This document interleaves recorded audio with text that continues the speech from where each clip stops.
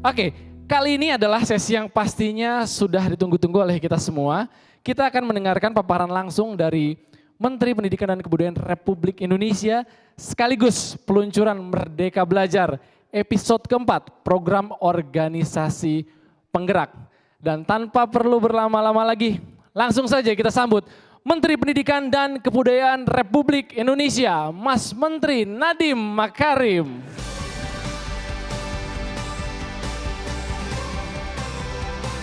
Assalamualaikum warahmatullahi wabarakatuh. Waalaikumsalam warahmatullahi wabarakatuh. Terima kasih teman-teman. Mohon maaf bahwa kita sebenarnya mau mengadakan acara berkumpul rame-rame, tapi karena berita-berita mengenai konfirmasi virus corona yang meningkat, jadinya menurut kami di kementerian sebaiknya kita aman-aman saja dan jangan berkumpul-kumpul dulu sehingga bisa mencegah penyebaran virus corona ini. Jadi ya mohon maaf sekali tidak bertemu, tapi alhamdulillah karena ada teknologi kita bisa masih berkomunikasi. Ya. Jadi teman-teman selamat datang di episode keempat Merdeka Belajar. Waktu itu saya beserta tim menjanjikan bahwa paradigma Kementerian Pendidikan dan Kebudayaan itu akan berubah menjadi jauh lebih gotong royong. Ya. Jadi inilah buktinya pada hari ini. Apa yang kita masukkan dengan gotong royong bukan hanya janji-janji palsu gotong royong, tapi bahkan kita akan menggerakkan sekolah-sekolah dengan yang namanya organisasi penggerak. Dan itu adalah episode keempat kita. Program organisasi penggerak. Teman-teman kita tahu bahwa sudah hampir 20 tahun Indonesia masih belum berhasil meningkatkan hasil belajar siswa. Berdasarkan hasil PISA kita memang belum memadai level peningkatan yang seharusnya terjadi. Walaupun positifnya adalah jauh lebih banyak anak-anak kita sekolah, tetapi dari sisi pencapaian pembelajaran masih belum memadai. Itu yang telah kita lihat dari hasil PISA tersebut. Teman-teman, yang terpenting untuk diingat adalah seluruh perubahan kebijakan dan reformasi pendidikan ini tidak akan mungkin bisa sukses tanpa perubahan di dalam sekolah tersebut. Itu adalah kuncinya. Apapun yang kita lakukan kalau tidak terasakan oleh murid-murid di dalam kelas, artinya tidak ada perbaikan yang signifikan. Artinya tidak ada perbaikan yang bermakna.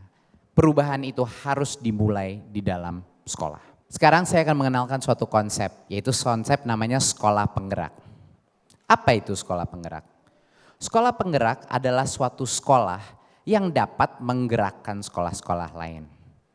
Apa itu ciri-cirinya sekolah penggerak? 1, dia mempunyai kepala sekolah yang benar-benar mengerti proses pembelajaran siswa dan mampu mengembangkan guru-guru di bawahnya dia. Bukan hanya kepala sekolah yang bisa memanage secara operasional suatu sekolah, tapi dia mengerti benar apa itu menjadi guru yang baik dan bagaimana bisa menjadi mentor untuk guru-guru di dalam sekolahnya. Itulah ciri-ciri sekolah penggerak. Dia punya kepala sekolah penggerak yang menjadi mentor untuk guru-gurunya. Kedua, guru-guru di dalam sekolah penggerak selalu berpihak kepada anak. Dan dia tahu setiap anak itu berbeda. Sehingga dia mengajar pada level yang tepat untuk anak itu. Yang pas untuk anak-anak itu. Itu ciri-cirinya guru, yaitu ciri-cirinya guru penggerak. Dan tentunya dari sisi siswanya, mereka adalah siswa-siswa yang suatu sekolah yang menghasilkan profil siswa yang berakhlak mulia, independen dan mandiri, punya kemampuan bernalar kritis, kreatif, gotong royong, dan punya rasa kebinekaan dalam negara dan global.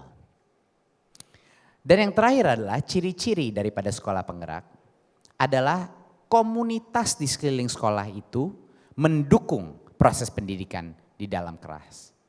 Dari orang tua sampai tokoh masyarakat, pemerintah setempat, semuanya mendukung kualitas belajar siswa.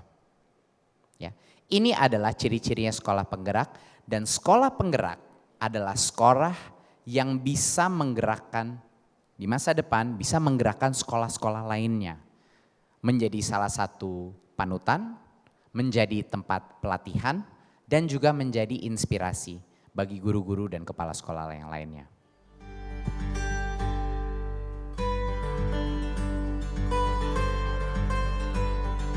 SDN Kebon Dalem sudah merintis program literasi sejak tahun 2000-an. Saat itu, para siswa sudah diwajibkan membaca buku dan belajar di perpustakaan bersama guru mereka. Pojok-pojok baca juga turut dibangun di tiap-tiap kelas. Gerakan literasi ini perlu kita kuatkan. Bagaimana yang merangsang supaya anak itu bisa membaca di mana tempat, itu yang awal menjadi pemikiran saya. Akhirnya pertama saya buat ini, sudut baca namanya. Di sini dilihatkan semua guru saya perintahkan, anak-anak silakan diadakan wajib baca. Terus gurunya pun kalau bisa gurunya harus kreatif, harus bisa membuat buku. Nah ini contoh-contoh buku yang dibuat oleh guru. Apa yang dilakukan anak dibukukan, dia diikutkan fotonya kan kepingin baca. Bapak diperhatikan, hari ini hari Senin. Sebenarnya untuk pelaksanaan literasi ini saya sudah mulai tahun 2003 sudah melaksanakan literasi dan sudah menggunakan buku besar itu. Sebelum pemerintah mencanangkan bahwa wajib membaca 15 menit, di SDN Kebon Dalem ini sudah ada yang namanya Pagi Berkicau. Kegiatannya adalah anak-anak itu tetap membaca dan saling menceritakan secara berpasangan. Selain di masing-masing kelas, pojok-pojok baca juga disediakan di kantin sekolah, atau dikenal dengan istilah warung pintar, dan di area dekat toilet siswa atau toilet pintar. SDN Kebon Dalem juga merupakan salah satu pionir pengembangan pembelajaran aktif, kreatif, efektif, dan menyenangkan atau PAKEM. Sekolah ini mengembangkan PAKEM dengan strategi mengalami, interaksi, komunikasi, inovasi, dan refleksi atau disingkat MIKIR. Manfaat saya belajar pada hari ini, saya bisa mengetahui proses pembuatan tahu dan saya juga bisa mengetahui berapa volume bak tahu dan tahu tersebut. Hasilnya ke anak bagus sekali. Anak lebih kreatif, melatih keberanian, menghargai pendapat orang lain. Saat ini, pendekatan PAKEM MIKIR juga telah didiseminasikan kepada para mahasiswa yang berpraktik mengajar di sekolah ini. Jadi sekolah SDN Kebon Dalem itu menggunakan konsep MIKIR pada pembelajaran. Untuk mendukung peningkatan kapasitas para guru, sekolah memiliki forum kelompok kerja guru tingkat sekolah. Forum pertemuan setiap hari Sabtu ini digunakan para guru untuk melakukan refleksi pembelajaran, saling berbagi pengalaman mengajar, atau memecahkan masalah pembelajaran secara bersama. Jika ada permasalahan yang berhubungan dengan pembelajaran, mari kita laksanakan KK Gemini, disitulah akan terjawab. Pembelajaran sesulit apapun kalau kita kerjakan bersama akan dapat diselesaikan. Apa yang kita lihat di video itu adalah suatu sekolah penggerak. Bisa terlihat bahwa pemimpin sekolah tersebut, kepala sekolahnya yang mendorong berbagai macam program-program mengajar dengan cara yang partisipatif, dengan hal-hal yang unik, dengan banyak inovasi. Dan guru-gurunya juga mendukung pemimpinnya dengan berpartisipasi di dalam budaya literasi ataupun hal-hal lainnya. Dan itu adalah kuncinya sekolah penggerak. Sekolah penggerak terdiri dari kepala sekolah penggerak dan guru-guru penggerak. Dan apa hasilnya? Seperti yang kita lihat di video itu, pelajaran itu tidak dilakukan satu arah saja, tapi merupakan suatu berbagai macam aktivitas yang menyenangkan bagi siswa, tapi juga bermuat kompetensi-kompetensi yang sangat penting untuk bisa bernalar kritis, untuk bisa berkolaborasi dan untuk bisa menjadi kreatif. Itulah yang terjadi di dalam ruang kelas sekolah penggerak. Seperti tadi dicoba di videonya, suatu ruang baca bukan hanya ruang baca saja, bukan hanya di dalam perpustakaan, tapi bahkan kantinnya pun dijadikan perpustakaan juga. Jadi selama anak-anak itu makan, dia bisa membaca. Buku-buku yang dipilih bukan hanya buku-buku paket saja, bukan hanya buku-buku akademis saja, tapi buku-buku menyenangkan yang akan menarik bagi anak-anak. Karena yang terpenting itu adalah membaca. Guru-guru tersebut beraktif menciptakan berbagai macam inovasi di dalam kelas untuk khusus kebutuhan masing-masing anak. Itulah ciri-ciri guru penggerak. Jadi apa itu 3 hal yang kita selalu lihat di dalam sekolah-sekolah penggerak?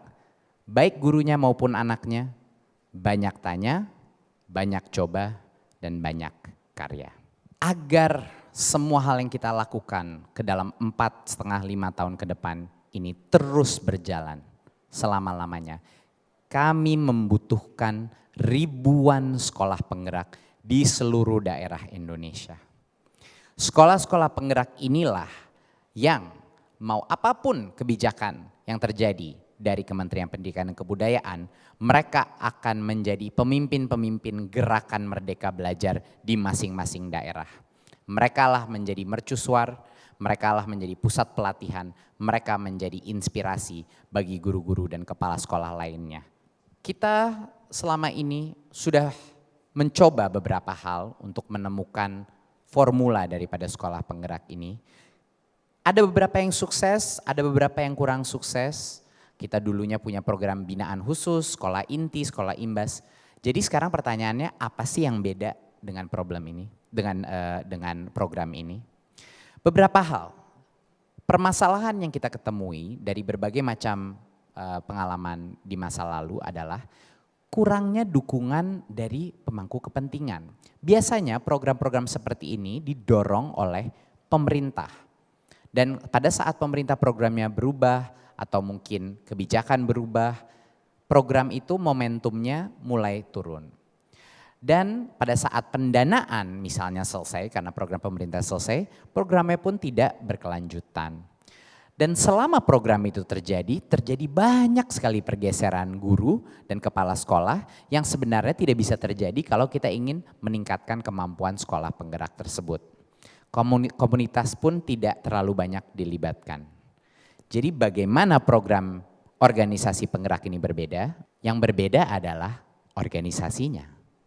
Yang berbeda adalah ini adalah suatu gerakan yang bukan dilaksanakan oleh pemerintah, tapi dilaksanakan oleh berbagai macam organisasi yang sudah beraktivitas di dunia pendidikan, yang selama ini sudah bekerja keras untuk mencoba meningkatkan kualitas pendidikan di Indonesia.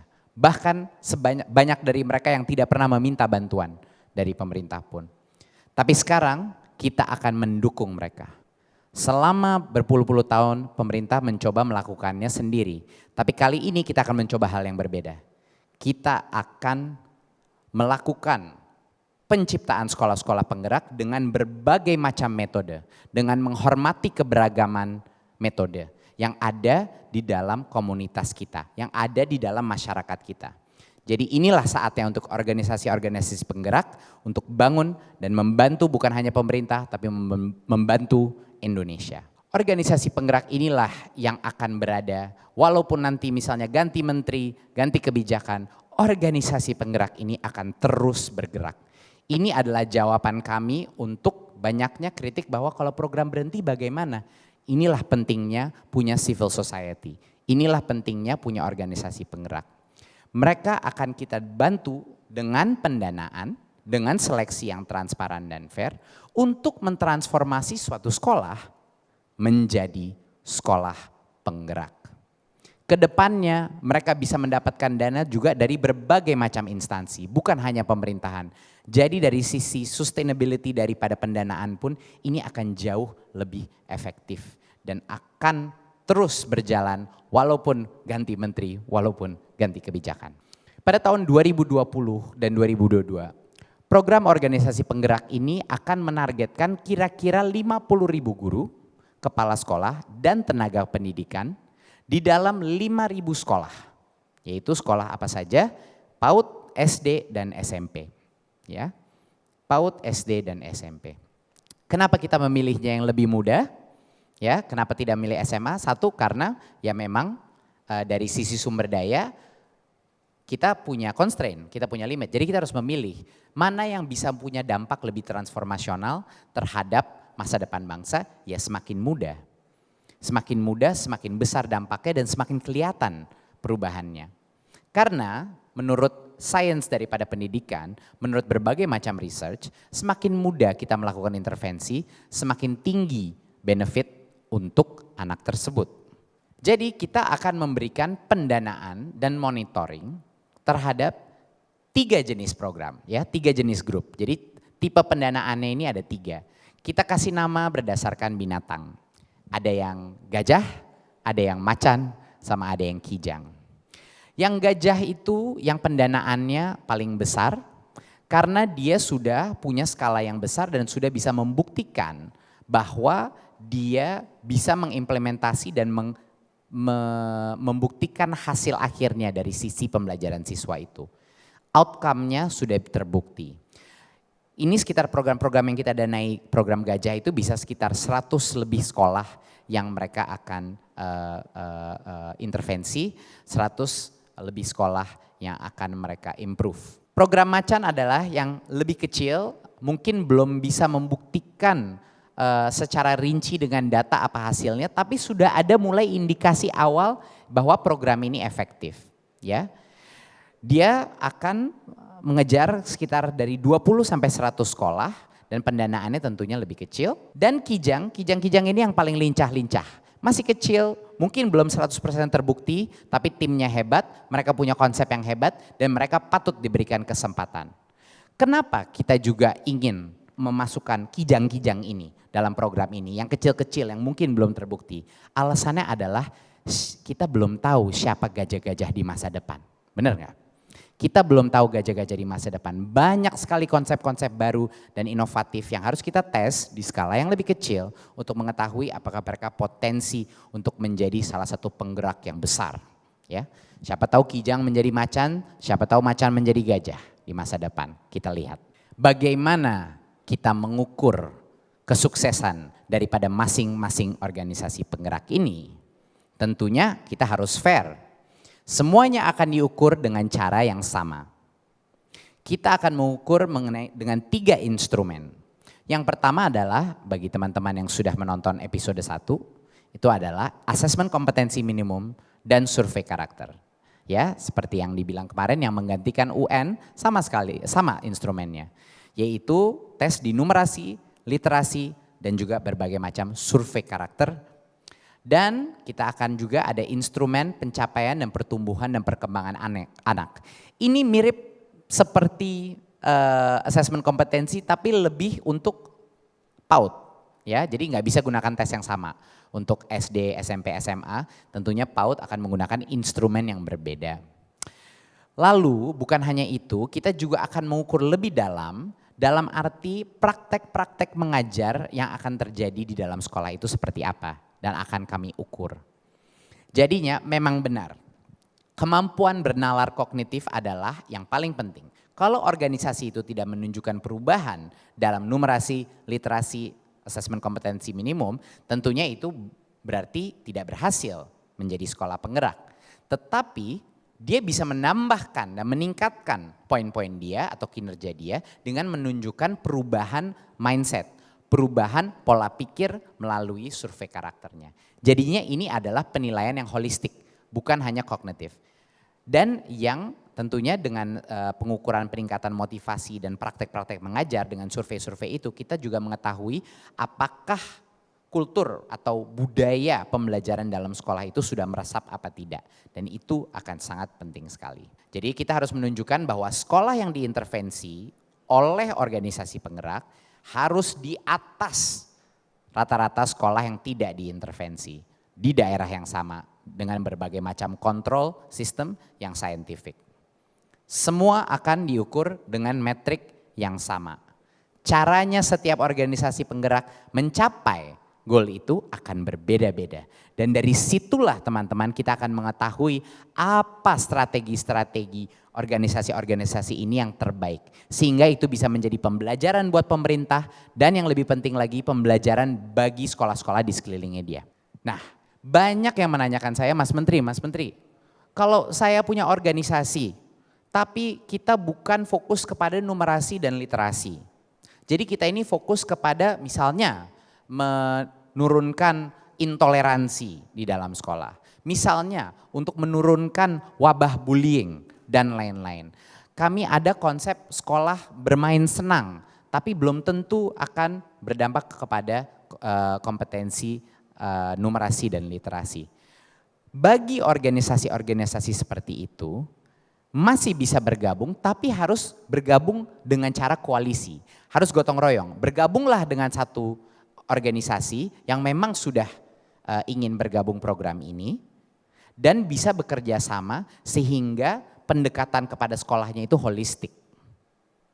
Ya, jadinya kami sangat menganjurkan organisasi-organisasi itu bergabung untuk menjadikan suatu koalisi yang holistik untuk melaksanakan intervensi-intervensi untuk mencetak sekolah-sekolah penggerak. Ini suatu hal yang sangat penting, jadi mohon bukan hanya gotong royong antara pemerintahan dan organisasi di swasta dan non-profit, tapi juga harus ada kolaborasi di antara organisasi juga. Sebenarnya tujuannya ini apa semua ini? Kalau tujuan daripada sekolah penggerak tidak terlihat hasilnya di dalam profil siswa-siswinya, berarti itu artinya tidak berguna. Jadi kita sebenarnya mau menciptakan manusia seperti apa? Sekolah penggerak ini harus menciptakan manusia seperti apa? Ada 6 profil pelajar Pancasila. Ada 6 profil pelajar Pancasila. Yang pertama adalah berakhlak mulia. Dia mengerti apa itu moralitas. Dia mengerti apa itu keadilan sosial. Dia bisa mengerti spiritualitas. Dan dia mengerti apa dan dia punya rasa cinta. Cinta kepada agama, cinta kepada sesama manusia, cinta kepada alam. Itu merupakan suatu hal yang sangat penting, berakhlak mulia. Kedua adalah kreativitas.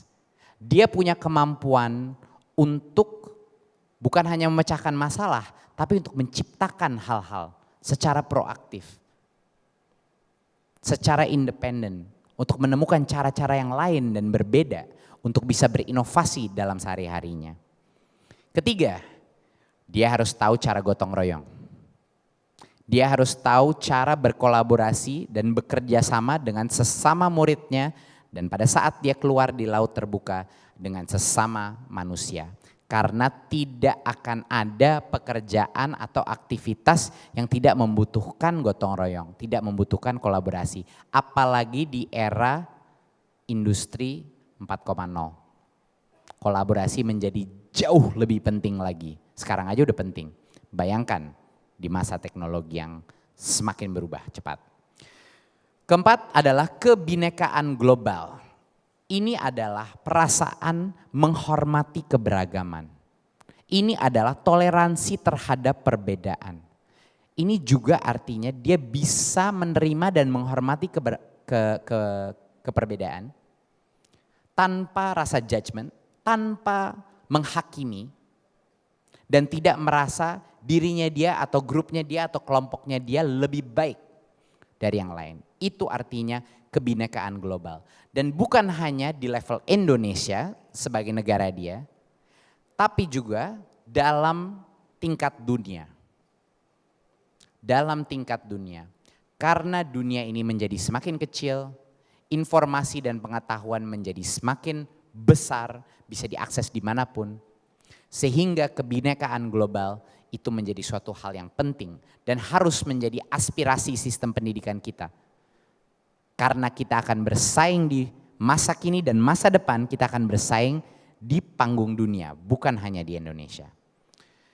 Yang kelima adalah bernalar kritis. Ini adalah asesmen kompetensi yang kita tes, kemampuan beranalisa, kemampuan memecahkan masalah-masalah yang real, kemampuan untuk berpikir secara kritis dan menimbang berbagai macam solusi untuk suatu permasalahan.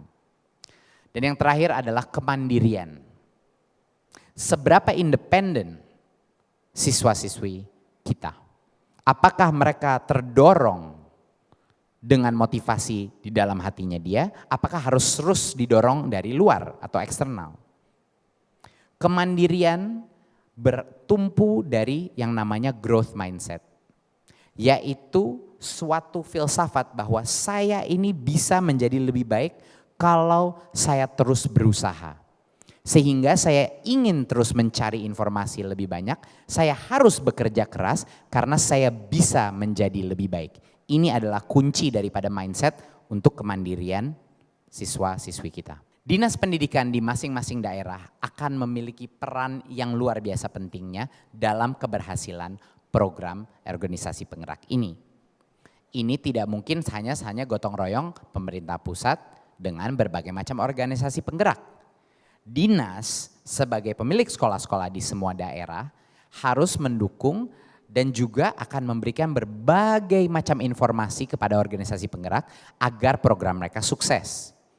Jadi dari sisi organisasi dan koordinasi di lapangan ini yang harus dilakukan oleh dinas dan organisasi penggerak. Untuk mengidentifikasi sekolah-sekolah yang paling punya potensi terbaik menjadi sekolah penggerak juga membutuhkan informasi dari berbagai macam dinas. Setiap organisasi penggerak dan dinas akan juga menandatangani suatu MOU yang akan didukung oleh pemerintah pusat. Agar ada formalitas, ada suatu janji, komitmen di antara dinas dan organisasi-organisasi penggerak. Dan salah satu hal yang terpenting, dinas bertanggung jawab untuk mempertahankan guru dan kepala sekolah di dalam sekolah-sekolah yang berpotensi menjadi sekolah penggerak. Kalau berbagai macam organisasi penggerak ini sudah berusaha dengan usaha yang begitu besar untuk berlakukan transformasi kepada sekolah itu, kalau guru-gurunya dipindah lagi, kalau kepala sekolah dipindah, ya semua itu akan sia-sia. Kita tidak akan bisa menciptakan budaya pembelajaran di dalam sekolah yang bisa nantinya menjadi suatu contoh untuk sekolah-sekolah lain. Jadi itu suatu harapan bagi semua dinas untuk membantu melindungi guru-guru dan kepala sekolah di dalam sekolah penggerak tersebut agar tidak diganti-ganti, agar tetap di sekolah itu. Dan juga pengawasnya harus mendukung program ini dan memperbolehkan berbagai macam inovasi di beberapa sekolah penggerak ini. Dan tentunya membangun lingkungan yang inovatif untuk meningkatkan pembelajaran siswa ini. Apa yang dinas bisa lakukan juga untuk mendorong sekolah-sekolah lain untuk mengunjungi, untuk melihat aktivitas yang sedang terjadi dan juga motivasi. Dari tanggal 16 Maret sampai 16 Mei itulah waktu untuk pengajuan proposal dan evaluasi proposal kita. Hari ini kita melakukan forum organisasi penggerak. Sekali lagi mohon maaf kita tidak melakukannya secara langsung. Tapi mulai dari 16 Maret sampai 16 Mei itu adalah pengajuan proposal dan evaluasi. Baru kita akan dari 16 Mei sampai 30 Juni melakukan berbagai macam proses verifikasi setelah itu. Seperti dilihat di sini ada websitenya sekolah.penggerak.kemdikbud.go.id ya, sekali lagi sekolah.penggerak.kemdikbud.go.id untuk mencari informasinya mengenai kalender, schedule, dan requirement. Banyak sekali teman-teman yang menanyakan kepada kita, saya nggak punya organisasi, tapi saya ingin bantu. Nah inilah makanya kita membuka namanya juga komunitas penggerak. Jadi pegiat pendidikan yang kalau mereka bukan bagian dari organisasi, mereka bisa menjadi sukarelawan. Dan sukarelawan itu akan kami bantu matchmaking dengan organisasi penggerak tersebut untuk meningkatkan kapasitas mereka dan juga menemukan apa yang cocok dengan passion mereka. Jadinya bagi teman-teman yang sudah meregistrasi, terima kasih. Kita senang banget mendapat begitu banyaknya sukarelawan. Nanti akan kami bantu fasilitasi untuk menemukan organisasi yang tepat untuk Anda agar dampaknya bisa lebih besar. Nah, satu hal yang saya sangat tertarik untuk bisa mengumumkan bahwa sebenarnya setiap organisasi penggerak akan menjadi secara otomatis salah satu program yang disetujui oleh Kemendikbud untuk menjadi 1 semester ataupun 2 semester kampus merdeka.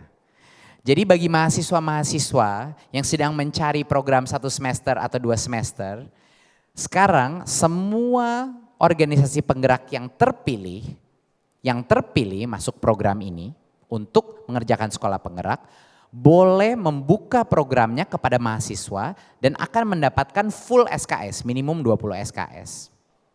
Jadi bayangkan, bagi semua organisasi penggerak ini menjadi peningkatan kapasitas mereka dengan cara yang sangat cepat, dengan anak-anak muda terbaik se-Indonesia. Seleksi proses semua dipegang organisasi penggerak, tidak ada pemaksaan apapun, itu terserah mereka mau memilih siapa mahasiswanya. Tapi pada saat Kemendikbud sudah meng-approve organisasi penggerak itu, semua mahasiswa se-Indonesia boleh meluncurkan aplikasi dan kalau mereka diterima, kalau programnya 6 bulan, programnya 1 tahun, tapi minimal kan 1 semester yaitu 5-6 bulan. Itu akan secara otomatis kalau diterima oleh organisasinya akan mendapatkan full SKS, 20 SKS. Jadi merupakan hal yang sangat menarik, tolong mahasiswa se-Indonesia, tolong tunggu pada saat organisasi penggeraknya sudah terpilih, kalau Anda punya passion dalam menggerakkan sistem pendidikan kita, inilah kesempatannya, jangan disia-siakan. Bagi organisasi penggerak, jangan disia-siakan punya pemimpin-pemimpin muda terbaik di Indonesia membantu Anda meningkatkan kapasitas. Ini akan menjadi pemimpin pendidikan masa depan kita. Jangan disia-siakan, mohon segera diterima mahasiswa-mahasiswa terbaik kita. Organisasi penggerak ini akan disaring dengan suatu proses yang sangat ketat. Suatu proses di mana pemilihannya mulai dari registrasi, evaluasi proposalnya pun dilakukan tim independen. Ya, pemilihannya itu dilakukan oleh tim independen. Ya, di luar daripada kementerian. Ya. Dan semua kontrak dan pelatihan teknis akan dilakukan untuk memastikan organisasi-organisasi ini bisa menciptakan hasil dengan sukses. Dan tentunya implementasi dan pengawasan akan terus berjalan. Kita akan membutuhkan pelaporan yang ketat dan juga seperti tadi pengukuran dari hasil juga akan dilakukan secara standar. Ini sangat penting dan kami harus jujur, kalau organisasi itu terbukti setelah beberapa waktu untuk tidak menciptakan hasil, tentu pendanaannya akan di stop. Kalau ada program yang ternyata menunjukkan bukti hasil yang sangat berdampak, sangat bermakna, lompatan hasil pembelajarannya maupun dari metrik-metrik yang kita ukur, itulah yang akan kita masukkan ke dalam pendanaan yang lebih besar untuk skala. Jadi ini adalah proses seleksi itu bukan pada saat penerima aja, tapi secara berkala akan dilakukan evaluasi dan bagi yang udah nggak lolos lagi tidak dilanjutkan, bagi yang sangat baik akan dilanjutkan dan bahkan dikembangkan lagi. Jadi ini adalah proses yang organik dan dinamis, terus berjalan. Alhamdulillah sampai sekarang ini kita sudah mendapatkan registrasi dari 3.300 organisasi di seluruh Indonesia. Ini luar biasa. Kami sangat terharu di Kementerian Pendidikan dan Kebudayaan begitu banyaknya organisasi yang sebenarnya ingin membantu pendidikan di Indonesia. Dan lebih dari 12.000 relawan. 12.000 relawan, ini dalam waktu yang sangat pendek. Begitu banyaknya relawan yang ingin berpartisipasi. Jadi ini mungkin menunjukkan suatu indikasi awal bahwa program Merdeka Belajar ini paling tidak menimbulkan suatu semangat yang baru. Suatu kesadaran bahwa ini bukan tugasnya pemerintah saja, tapi ini tugasnya kita semua. Dan karena itu saya ucapkan terima kasih bagi semua yang sudah meregistrasi. Mari kita simak video berikut.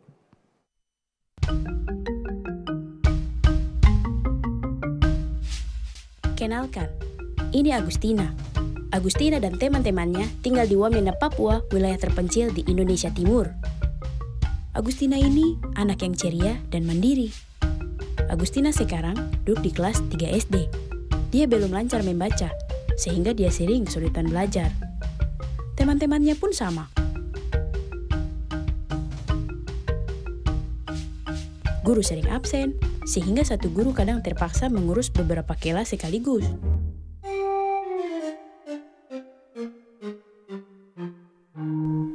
sekolah juga kurang memiliki buku bacaan untuk anak seusia dia. Sebuah program baru mencoba mengatasi tantangan yang dihadapi Agustina. Dalam program, guru dilatih untuk menggunakan lagu dan alat bantu ajar visual saat mengajar. Sekolah mendapatkan buku-buku bacaan yang cocok untuk pembaca usia dini berisi cerita-cerita tentang anak Papua.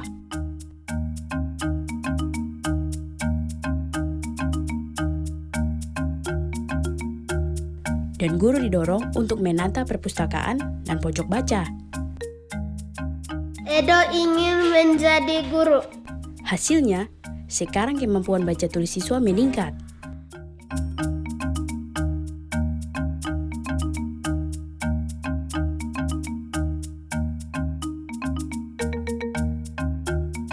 Pendidikan di tingkat masyarakat membuat orang tua makin sadar pentingnya literasi. Beberapa orang tua malah ikut belajar membaca. Sekolah juga dibangun dengan baik, bagus. Anak-anak belajar dengan baik. Jadi kami orang tua sangat bangga. Sekolah hak lalu kerusak. Sekolah itu sampai di mana cuma terus sampai selesai rusak itu. Tokoh masyarakat, tokoh adat, pemuka agama, semuanya ikut peduli akan arti penting belajar dan sekolah bagi anak-anak mereka. Sekarang, guru lebih percaya diri di kelas. Siswa-siswanya pun meningkat kemampuan baca tulisnya. Dan Agustina sekarang belajar mencintai buku.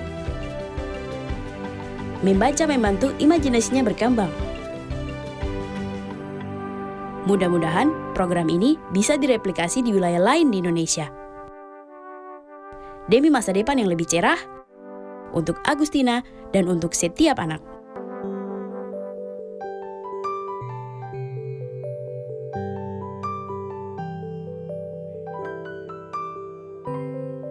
Sekarang bayangkan, sekolah-sekolah penggerak ini tumbuh mekar di masing-masing pulau, di masing-masing daerah di Indonesia. Menjadi panutan, menjadi mercusuar, menjadi sumber inspirasi untuk sekolah-sekolah lain. Inilah yang namanya gotong royong. Inilah yang namanya merdeka belajar. Terima kasih. Wassalamualaikum warahmatullahi wabarakatuh.